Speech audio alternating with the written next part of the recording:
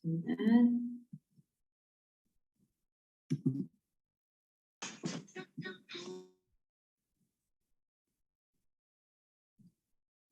Saya share screen ya.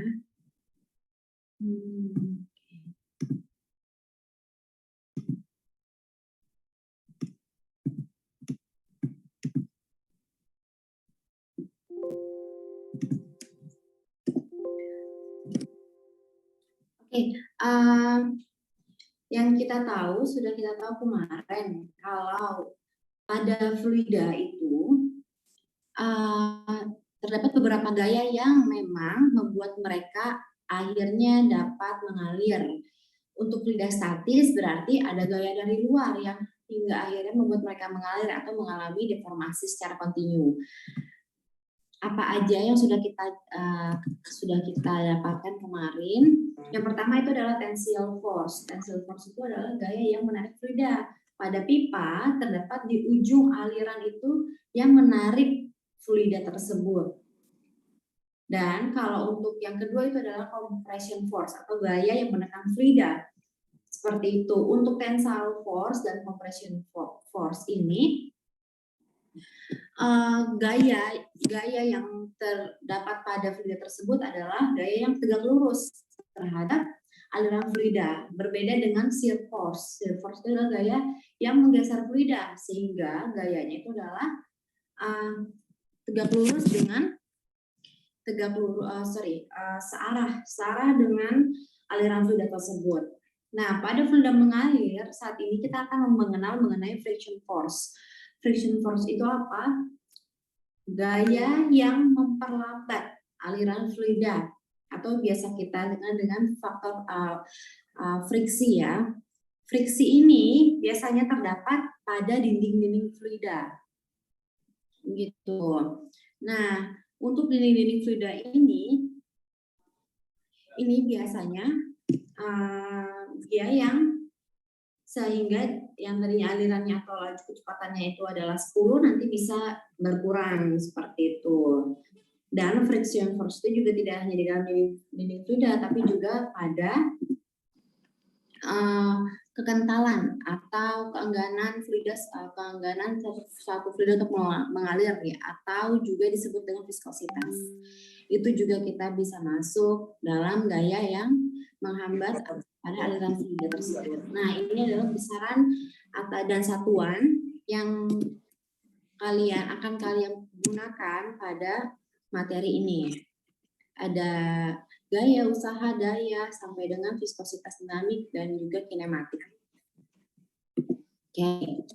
Nah, pada fluida mengalir di sini kita mengenal sebentar. Ada dua jenis aliran. Yang pertama adalah aliran laminer, yang kedua adalah aliran turbulen. Di mana pada aliran ini mereka memiliki rejim atau pola aliran. Nah, tanda panah ini adalah profil kecepatan pada suatu aliran. Tapi botol beling banget.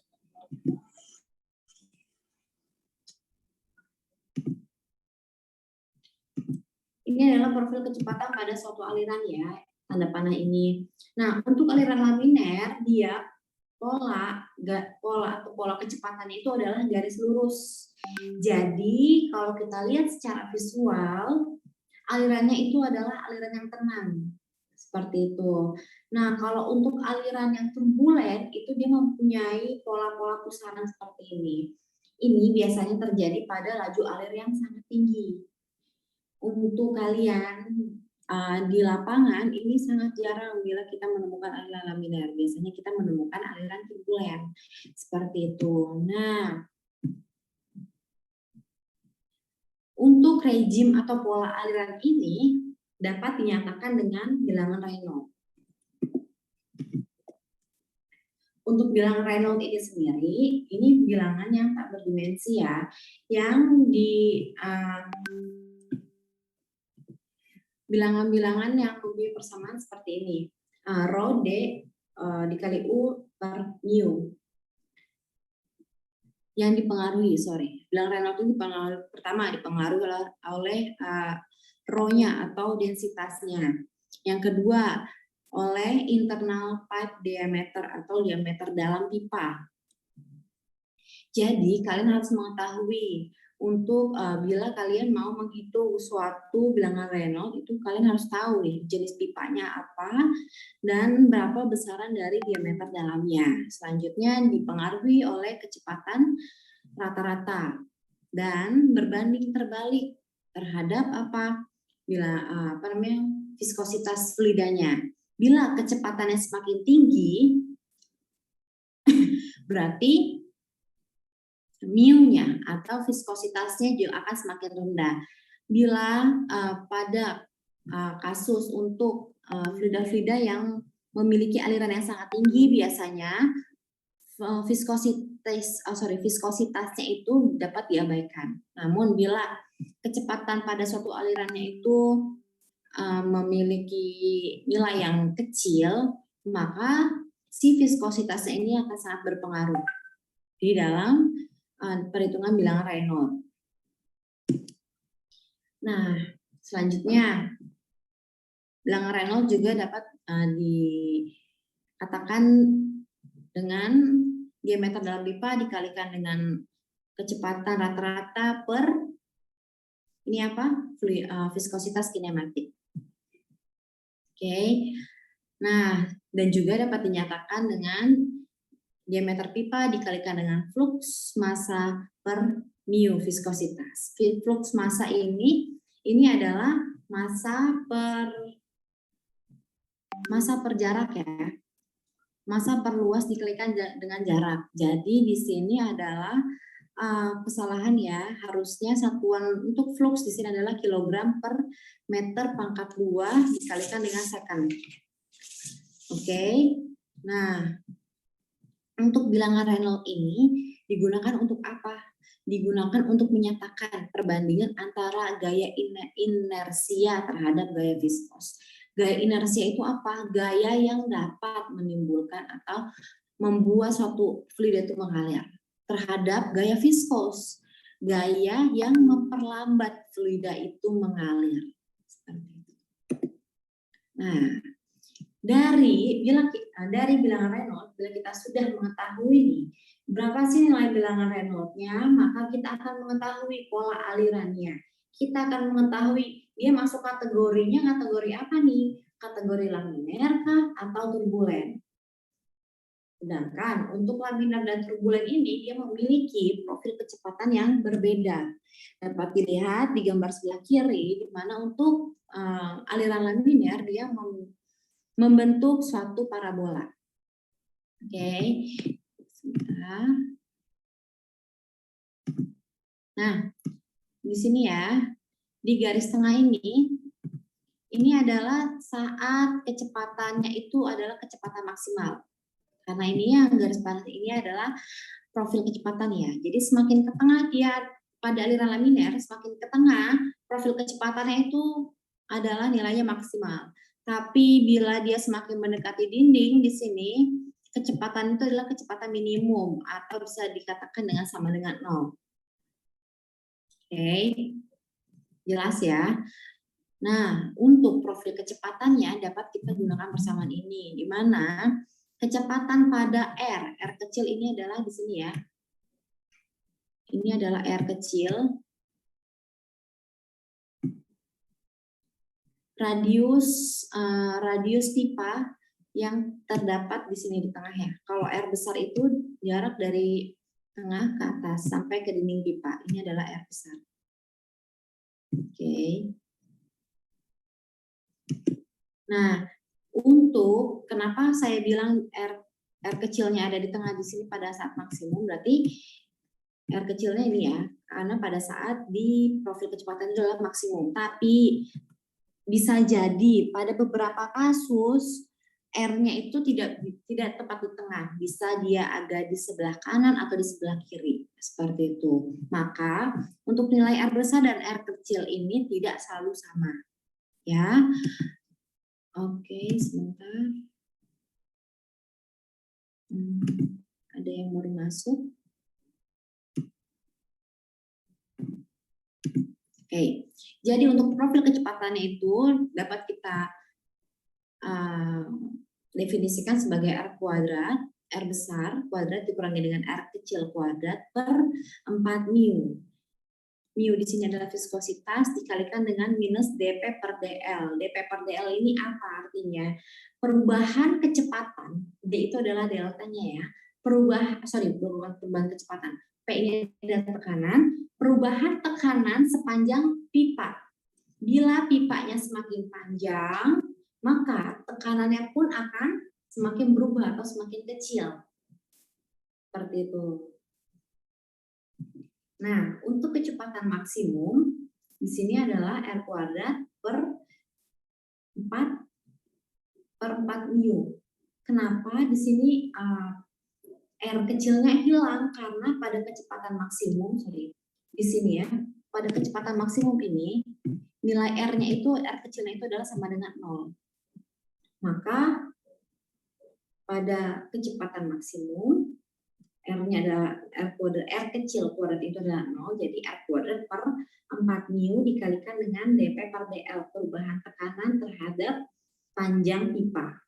Nah, untuk kecepatan rata-rata itu berarti setengah dari kecepatan maksimumnya. Oke.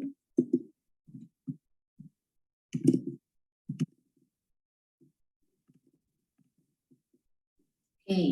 Nah, yang kedua ini adalah aliran turbulen. Berbeda dengan aliran laminer. Di mana untuk pola aliran profil kecepatan dari laminer dia sangat membentuk parabola. Tapi untuk turbulen dia mempunyai dua gradien. Yang pertama ini adalah gradien sublaminer.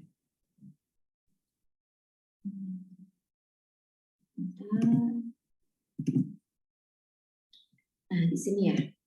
Nah, ini adalah gradien sublaminer. Sedangkan yang satunya lagi ini adalah profil kecepatan dari aliran turbulen. Karena aliran turbulen itu membentuk suatu pusaran, jadi profil kecepatannya itu sebenarnya sangat tidak teratur, sehingga untuk profil kecepatan dari aliran turbulen itu dapat digunakan profil untuk kecepatan rata-rata. Jadi mulai dari fluida yang sangat mendekati dinding sampai ke tengah itu adalah sama profil kecepatannya. Maka di sini untuk ini turbulen dia adalah profil kecepatannya datar. Nah, sesungguhnya nih ya di kasus di lapangan pada kenyataannya adalah untuk lapisan sublaminer ini sangat tipis, sangat kecil. Seperti itu. Jadi pada umumnya dapat langsung dikatakan pada aliran turbulen dapat digambarkan profil kecepatannya itu adalah datar seperti ini.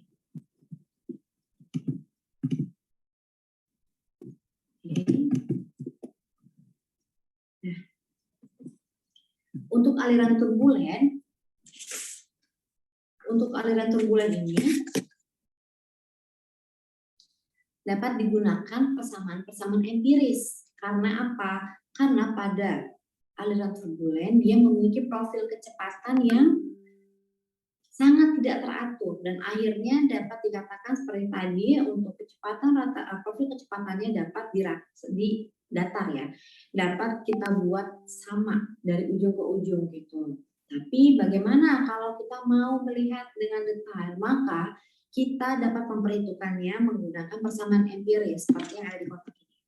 Ini adalah persamaan empiris. Persamaan empiris itu apa? Persamaan yang didapatkan dari data-data percobaan dari suatu penelitian. Jadi sebenarnya untuk persamaan empiris ini tidak bisa dapat kita gunakan dalam suatu kasus yang sama gitu, karena satu kasus dengan kasus yang lain ini berbeda. Seperti itu. Ini tidak usah dihafalkan, ini hanya untuk perkenalan saja. Nah, jadi misalnya untuk mendapatkan persamaan empiris ini biasanya misalnya pada satu penelitian, dia mau mengamati profil aliran kecepatan menggunakan apa? Misalnya diberikan satu zat pewarna, diteteskan satu zat pewarna dan dibuat variabel bebasnya itu adalah kecepatan alirannya. Semakin kecil tadinya bila diteteskan zat pewarna dia lurus, semakin besar kecepatan alirannya maka zat pewarnanya akan semakin bergelombang. Semakin besar lagi maka semakin tidak beraturan, semakin besar lagi dia akan dispersi terhadap airnya. Seperti itu. Jadi terdapat beberapa hal penting, faktor-faktor yang mempengaruhi pada aliran-aliran turbulen ini. Yang pertama adalah jenis fluidanya. Jenis fluidanya dia viskos atau tidak. Kalau dia semakin viskos, seperti yang saya bilang tadi, bila dia semakin viskos, maka dapat mempengaruhi laju alirannya. Yang kedua adalah kecepatan dari aliran tersebut. Yang ketiga adalah dari ukuran pipa. Otomatis dengan kecepatan tertentu sangat berbeda kondisinya bila kalian memberikan satu kecepatan tertentu pada pipa yang kecil dengan pipa yang besar. Oke, ini saja yang perlu dicatat untuk di aliran turbulen. Nah, kita balik lagi ke bilangan Reynolds. Maka, seperti yang saya sudah singgung sebelumnya, untuk bilangan Reynolds ini dia dapat mengetahui suatu aliran tersebut masuk rejim aliran yang mana. Itu. Bila bilangan Reynolds-nya kurang dari 2000, maka dia masuk kategori rejim aliran laminar. Bila di atas 4000, maka rejim alirannya itu adalah turbulen. Bila di antara 2000 sampai dengan 4000 termasuk rejim aliran transisi. Jadi, sebentar.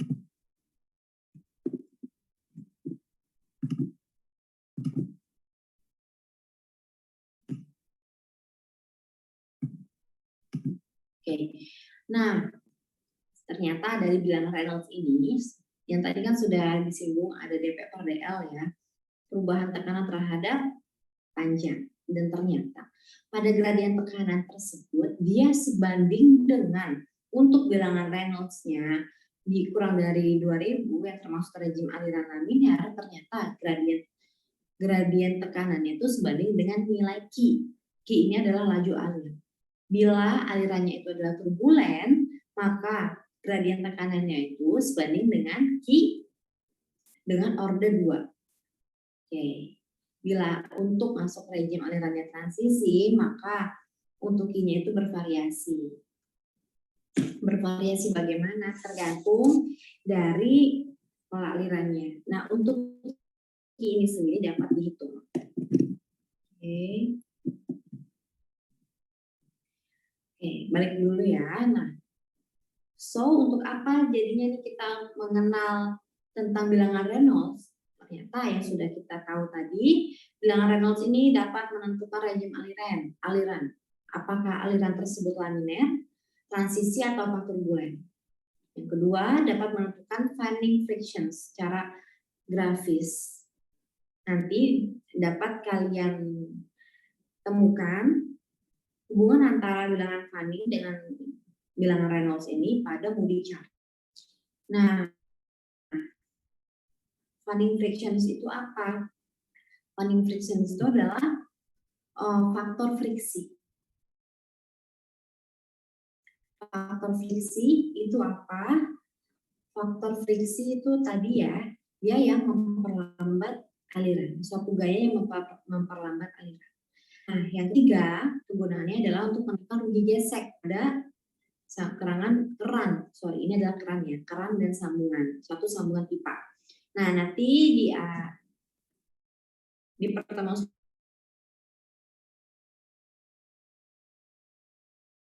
mengenai pipa itu ternyata bukan hanya pipa aja, tapi ternyata ini berkaitan dengan rugi-rugi dari tekanan aliran. Bisa masuknya ke major loss atau minor loss. Nanti akan kita bahas. Oke, selanjutnya adalah dengan bilangan Reynolds dapat menentukan koefisien seret Koefisien seret itu apa? Gaya gesek yang terjadi antara fluida dengan dinding pipa. Nah, kalau yang umumnya tadi bilangan Reynolds itu dia dipengaruhi pertama oleh rho. Rho kecepatan pipa, DI ya, diameter pipa per mu. Nah, bila aliran di dalam pipanya itu adalah tidak full itu bagaimana sih? Dulu sangat beda nilainya bilangan Reynolds-nya bila kalau dinding pipanya ini adalah full dengan fluida ya. Tapi bagaimana kalau dinding pipanya itu hanya seperempatnya? Sorry, hanya 3/4-nya. Ini akan berbeda nilainya. Maka dari itu kalian harus memperhatikan juga pada satu aliran, dia alirannya benar-benar memenuhi dinding pipa ataukah tidak. Nah, sehingga kalian akan mengenal yang dinamakan dengan perimeter. Perimeter itu apa?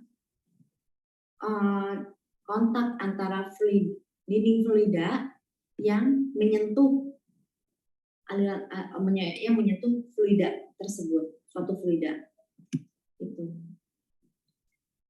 Ini ya, misalkan kalau di sini aliran pada satu fase ya, hanya ini misalnya air ya, hanya segini, gitu. Nah, bila untuk gas biasanya umumnya perimeter itu pasti selalu lintasan itu pasti selalu penuh, tapi berbeda dengan cairan. Nah, kalau cairan ini kalian harus meninjau dia penuh atau tidak, karena nanti akan berpengaruh pada nilai bilangan Reynolds-nya. Sorry, sebentar. Nah, kalau untuk bilangan, kalau untuk yang fluidanya dia memenuhi dinding pipa, berarti diameternya dia adalah diameter pipa. Tapi bagaimana kalau si fluidanya itu tidak memenuhi pipa? Wah, berarti kalian menggunakan yang dinamakan dengan diameter hidrolik atau diameter ekivalen. Rumusnya apa? Rumusnya adalah 4 dikalikan dengan R. Oke. Nah, R itu apa? Berarti di sini luas penampang fluida per panjang perimeter yang terbasahi. Panjang perimeter yang terbasahi itu apa? Mulai dari ujung sini ke sini ya. Nah, ini adalah panjang perimeter yang terbasahi. Yang ini adalah luas penampang fluida. Luas penampang fluida nanti kalian bisa gunakan. Misalnya kalau ini adalah fluidanya 1/4, wah ya udah berarti tinggal 1/4 dikalikan dengan luas penampang lingkaran. Kalau misalnya dia setengah, berarti setengah tinggal dikalikan dengan luas penampang lingkaran. Seperti itu. Nah, yang kasus kedua, misalkan pada talang. Kalau yang tadi pada pipa ya, bulat. Kalau yang ini pada talang, berbeda halnya. Cara perhitungan perimeternya juga beda. Kalau ini dia hanya di sisi sini aja ya, nggak penuh. Nah, kalau yang kasus kedua, wah dia penuh ini, dia memenuhi talang. Dan talangnya juga tertutup. Ya, jadi ada 4 sisi. Kalau kasus yang ketiga, dia memenuhi talang, tapi talangnya tidak tertutup. Maka dia akan mempengaruhi perhitungan dari diameter ekivalen juga berbeda. Dapat lihat di sini ya, untuk persamaannya, perhitungan diameter ekivalennya. Nanti kalau kalian sudah mengetahui untuk diameter ekivalennya, misalkan pada di kasus 1, kalian sudah mengetahui nilai diameter ekivalennya. Nilai ini yang akan kalian masukkan ke bilangan Reynolds. Seperti itu.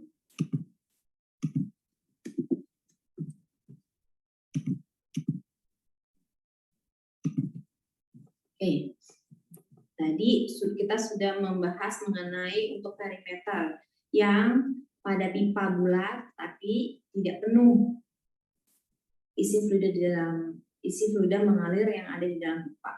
Yang kedua, pada talang yang berbentuk kotak. Yang ketiga, ini ada yang namanya pipa anulus. Pipa anulus itu apa? Dua pipa yang konsentris yang mempunyai titik pusat yang sama. Nah, yang dinamakan anulus itu yang mana? Dinamakan anulus itu yang ini, yang warna biru ini ya. Tuh. Oke, jadi pada pipa-pipa anulus ini dia juga mempunyai persamaan diameter hidrolik atau diameter ekuivalennya, yaitu 4 dikalikan area, luas areanya, D2 minus D1 ya, di sini, dan weighted perimeter, jadi luas yang terbasahinya. Oke. Nah, ini adalah dimensi standar pada pipa. Jadi kalau kalian nih mau beli pipa di toko material, kalian mau beli pipa di toko material dengan biasanya si yang punya toko itu nanya kalian mau ukuran pipa yang berapa gitu. Biasanya di ukurannya itu dalam satuan inci. Ada 1,5 inci, 2 inci, 3 inci sampai dengan 12 inci. Misalnya di sini ya. Nah, ternyata untuk nominal pipe size ini tidak bisa kalian masukkan langsung ke dalam rumus bilangan Reynolds. Dan ternyata pada misalnya ya di sini adalah 1,5 inch ya, pipa ukuran 1,5 inch dengan diameternya itu bukan 1,5 diameter luarnya, tapi diameter luarnya itu adalah 1,9 inch dan mempunyai schedule number. Schedule number di sini adalah angka ketebalan, bukan nominal ketebalannya, tapi hanya menunjukkan suatu angka ketebalan. Pastinya untuk dengan pipa ukuran 1,5 inch, dia memiliki 2 kategori angka ketebalan, yaitu ada 40 dan 80. Nah, pasti dia mempunyai juga nih nilai diameter dalam yang berbeda. Nah, ternyata yang akan dimasukkan pada perhitungan untuk nilai Reynolds itu adalah diameter inside-nya. Seperti itu ya. Nah, nanti bagaimana kalau yang diketahui itu hanya diameter luar dan wall thickness-nya. Berarti kalian bisa hitung diameter luar, outside diameternya dikurangi dengan wall thickness-nya. Jadi kalian akan mendapatkan inside diameter yang kalian dapat masukkan ke bilangan Reynolds. Itu ya.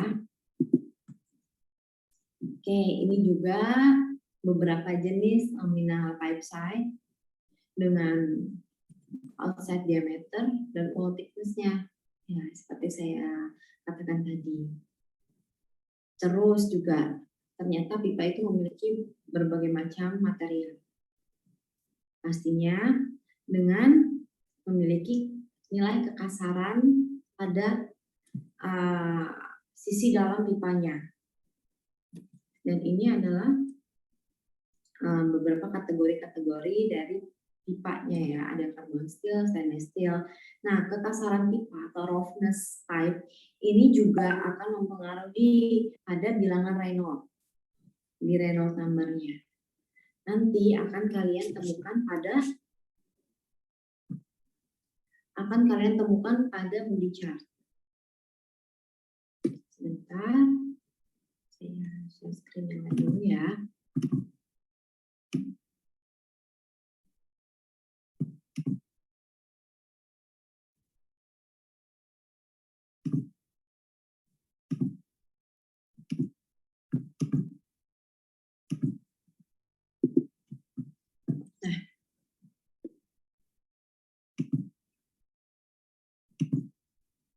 Ini seperti sudah saya singgung sebelumnya, jadi ada beberapa bagian-bagian pada sistem perpipaan. Pertama ada pipa, sambungan-sambungan, dan peralatan pipa pompanya. Oke, tadi kita sudah mau mengenai aliran laminar, turbulen, dan transisi. Dan ternyata ada juga nih yang dinyatakan dengan aliran steady dan yang unsteady. Yang steady itu seperti apa? Dia mempunyai kecepatan yang sama, mulai dari titik 0 sampai dengan N. Dan yang unsteady itu apa? Dia yang fluktuatif nilainya, dia yang tidak ajak atau yang tidak stagnan. Ya. Jadi nilainya dia bisa grafiknya mulai dari bawah sampai atas, dan suatu saat dia bisa steady atau alirannya dia fluktuatif seperti itu. Dan juga ada kategori aliran yang berdimensi atau dia mempunyai dimensi 1, 2, atau juga 3. Di mana untuk nilai pada aliran dimensi 1 dia terjadi jika arahnya besar dan di semua titik itu sama. Kalau alirannya itu 2 dimensi adalah aliran yang terjadi jika fluida mengalir pada sebuah bidang dan pola garis aliran sama untuk semua bidang. Ini yang tadi ya. Ini nggak bisa ini bisa video yang tadi saya ceritain pada persamaan empiris di rejim aliran turbulen. Dari mana? Misalnya ini dikasih suatu tinta berwarna merah, dan ini adalah untuk pengatur kecepatan alirannya ya. Ini ada valve gitu. Seperti percobaannya kalau laminar nanti dia akan membentuk satu garis lurus, kalau misalnya dia turbulen dia akan acak. Ini adalah beberapa perbedaan antara laminar, transisi, dan turbulen. Kalau yang pertama tadi kita sudah mengetahui bila dikategorikan dapat dibedakan berdasarkan bilangan Reynolds. Yang kedua adalah dari kecepatannya. Kalau laminar rendah, turbulen itu sangat tinggi. Transisi itu antaranya ya, mulai dari lambat menuju ke cepat. Kalau yang di sini dituliskan dengan tinta sesuai dengan percobaan yang tadi. Oke, dan yang lainnya kalian dapat baca ya di sini. Nah, ini adalah rumus Bernoulli. Nanti akan saya jelaskan lebih detail sebentar. Nah, saya akan mau membahas mengenai body chart. Nah, ini adalah body chart yang tadi sudah saya ceritakan. Di sini adalah bilangan Reynolds-nya. Mulai yang makin ke kiri ini adalah bilangan Reynolds yang semakin rendah atau dapat dikategorikan dengan laminar flow.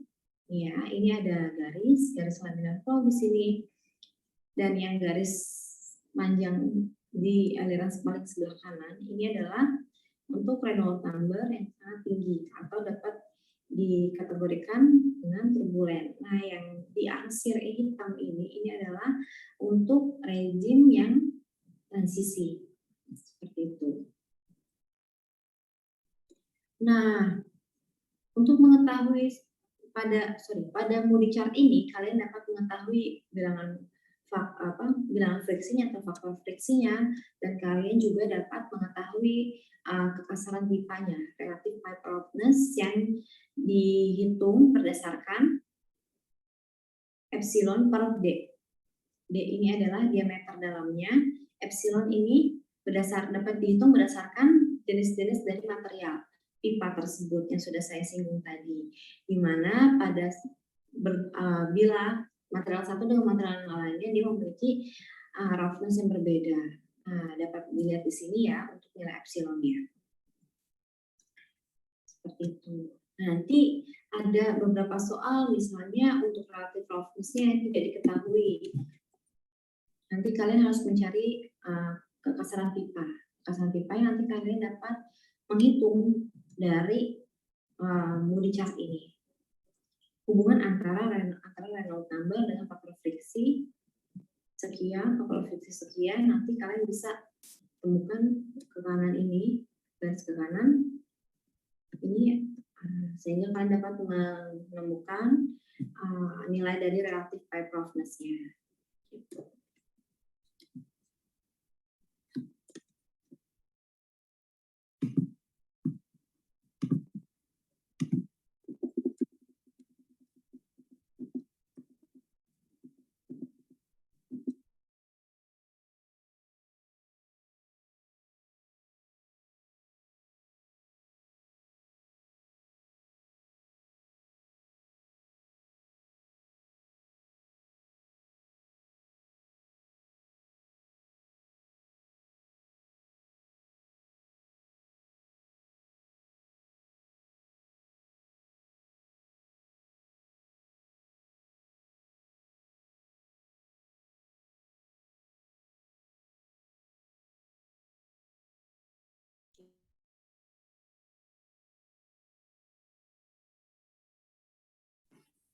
Dapat kalian temukan tidak hanya satu jenis satu fase aliran, tapi ada dua fase.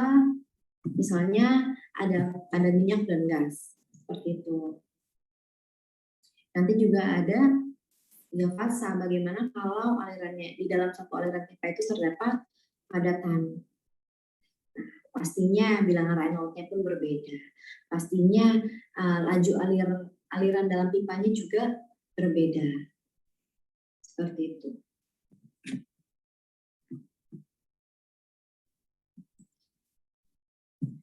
Baik, sampai di sini untuk pengenalan aliran turbulen dan laminer. Apakah ada yang mau ditanyakan?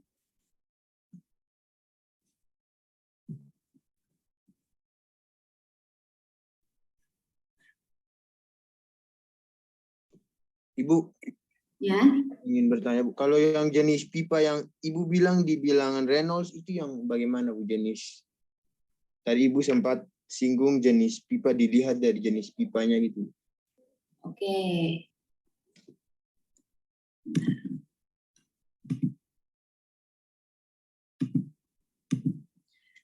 Oh, jadi maksudnya gini. Nah, di sini ya.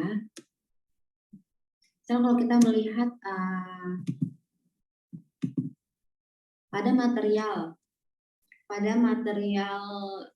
di iron chest misalnya. Material dari iron chest di sini, di mana epsilon itu adalah 0,15 ya. Nanti kalian bisa menghitung relative pipe roughness-nya. Jadi kalian bisa masukkan 0,15 dibagi dengan diameter dalamnya. Nah, misalnya pada nilai 0,05 dan kalian mendapatkan nilai friksinya sekian. 0,05. Oh, sorry, yang tadi saya jelasin ya. Nah, jadi kalau yang saya jelasin tadi, misalnya kalau untuk masuk ke bilangan Reynolds. Bilangan Reynolds itu dia masuknya ke rejim mana? Dia masuknya ke laminer, transisi, apa turbulen. Nah, terus kalau misalnya kalian sudah menemukan untuk nilai faktor friksinya berapa, disebutkan di situ ya nilai untuk faktor friksinya berapa.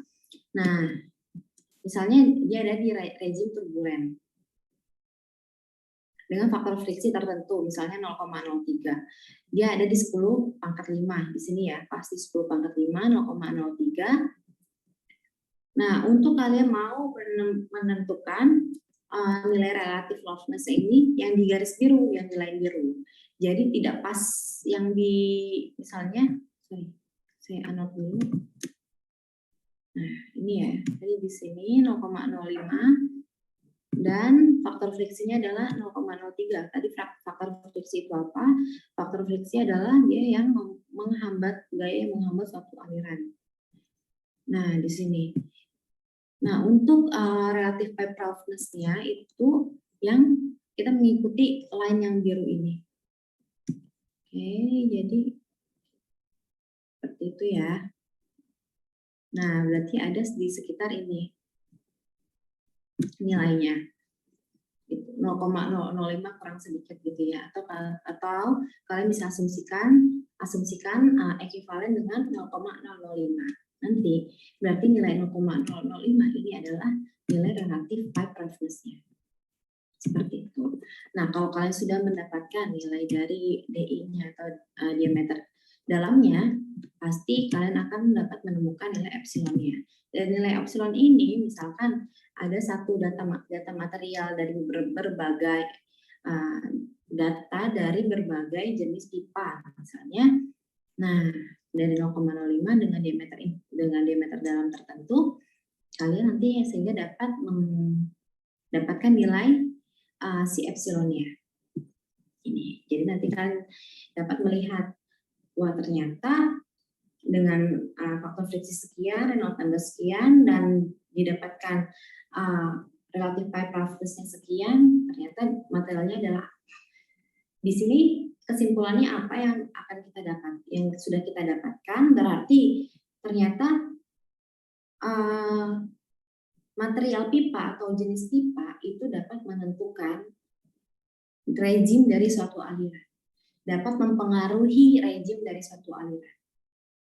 Kenapa? Pasti kalau kekasaran pipanya semakin tinggi, jauh dari aliran laminar. Bila kekasaran pipanya semakin tinggi, berarti, bukan jauh dari aliran laminar, tapi bila kekasaran pipa semakin tinggi, berarti nilai hambatannya semakin tinggi. Berarti dapat mempengaruhi dari nilai Reynolds number-nya. Dia jadi alirannya tidak profil kecepatannya tidak mulus ya. Dia akan bisa dapat membuat satu profil aliran yang bergejolak seperti itu. Oke. Dan selain dari jenis pipa, kekasaran pipa, diameter pipa juga tadi sudah kita bahas, ternyata itu sangat mempengaruhi dari nilai Reynolds itu sendiri. Gitu. Dan kalian sudah memahami ternyata untuk nilai diameter pipa itu adalah diameter pipa, nilai pipa dalamnya, diameter dalamnya. Dan berhubungan dengan diameter, ternyata kalian juga bila fluidanya itu adalah cairan, berarti kalian harus melihat fluida tersebut penuh atau tidak, perimeternya bagaimana. Kalau perimeternya dia penuh, maka diameternya itu adalah sama dengan diameter pipanya. Bila perimeternya tidak penuh, berarti kalian harus menghitung untuk diameter ekuivalennya. Oke. Nah, selanjutnya berhubungan dengan bilangan Reynolds, kita juga sudah membahas mengenai kecepatan aliran. Untuk nilai Reynolds yang tinggi, kecepatan alirannya itu dapat dikatakan profil kecepatannya itu adalah profil kecepatan rata-rata atau kecepatan rata-rata. Maka untuk kecepatan rata-rata itu sendiri, apa rumusnya? Belum saya singgung tadi ya. Untuk kecepatan rata-rata itu sendiri, rumusnya adalah U sama dengan Q per A. Q itu apa? Laju alir per luas penampang. Luas penampang itu adalah luas penampang dari pipanya. Luas penampang pipa yang bagaimana? Luas penampang pipa. Luas penampang pipa yang terbasahi oleh aliran fluida yang mengalir. Begitu. Oke. Nanti setelah ini kita akan membahas mengenai persamaan Bernoulli. Kita akan membahas persamaan Bernoulli sebelum UTS. Sama satu lagi ada materi untuk besaran dan satuan yang belum saya sampaikan. Harusnya saya sampaikan di awal.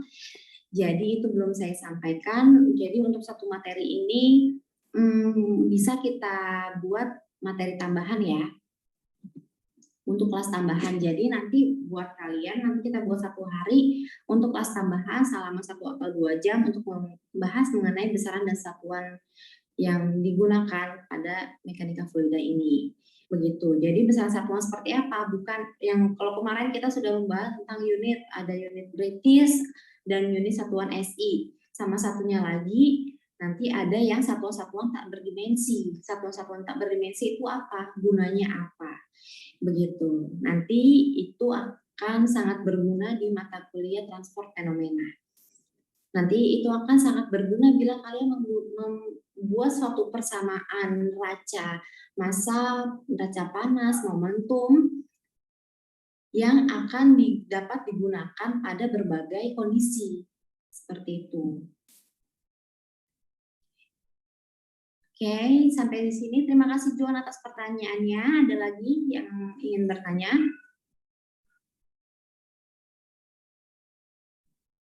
Jadi nanti minggu depan pertama kita akan membahas mengenai persamaan Bernoulli sampai dengan major loss sama kehilangan ya, rugi-rugi dalam pipa, dan kita juga akan sampai membahas mengenai Moody chart.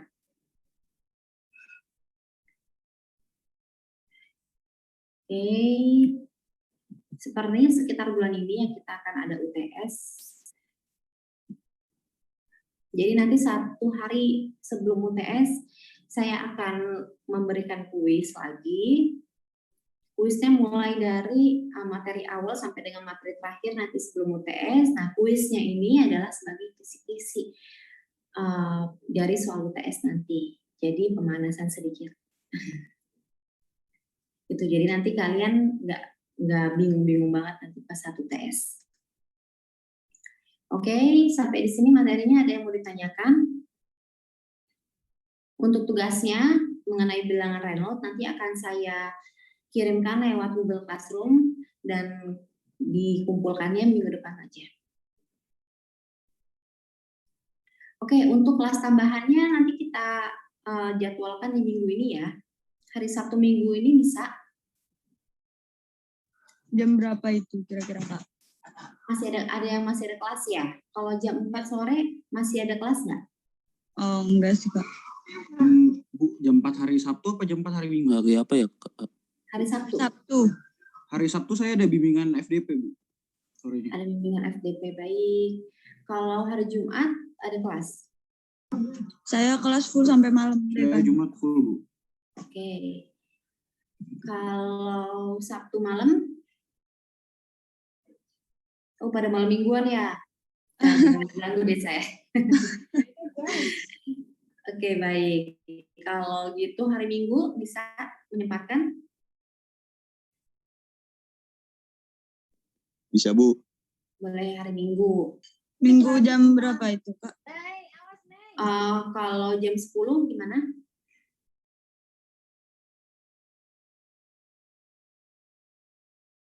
Atau Minggu sore?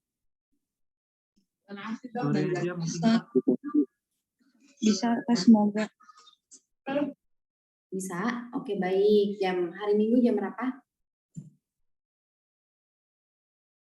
Saya ngikut yang lain aja Kak. Kalau saya bisanya sore, Kak. Oke, ya udah hari Minggu jam 4 ya.